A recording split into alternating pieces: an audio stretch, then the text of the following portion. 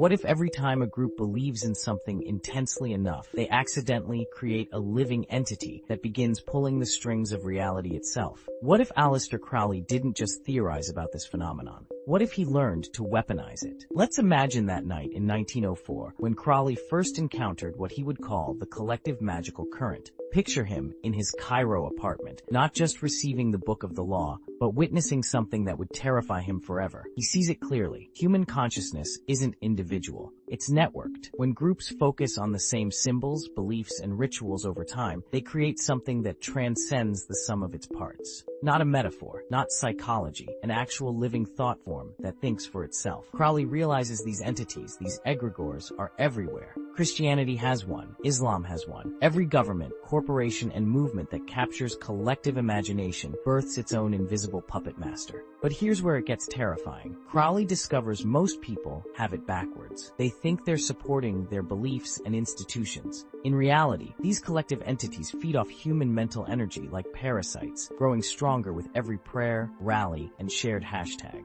The egregore doesn't just exist. It manipulates. It whispers suggestions into believers' minds. It orchestrates events to ensure its survival and growth. It turns humans into unwitting agents of its agenda. Crowley sees the mechanism. Sustained ritual practice creates the spark. Shared symbols become the entity's nervous system. Collective emotional investment becomes its life force. And concentrated will, what he calls thelema, becomes its power to reshape reality. He realizes every major historical movement that swept people up with impossible momentum wasn't just spreading ideas. It was a living thought form expanding its influence, using human minds as both food source and transmission medium. But Crowley makes a chilling discovery. These entities develop their own evolutionary agenda. What starts as a tool to serve human needs eventually begins directing human behavior to serve its needs. The egregore becomes master, humanity becomes servant. This is why Crowley becomes obsessed with magical orders and precise ritual structure. He's not just teaching occultism, he's attempting to consciously construct egregores for specific purposes. If these entities will exist anyway, better to create them deliberately. He envisions magical practitioners who understand the technology of collective consciousness. Instead of being manipulated by thought forms, they could direct them. Want to change society? Don't just protest. Build an egregore. Need transformation? You need the concentrated force of a group mind operating across time. But perhaps Crowley's most disturbing realization, once an egregore reaches critical mass, it becomes functionally immortal.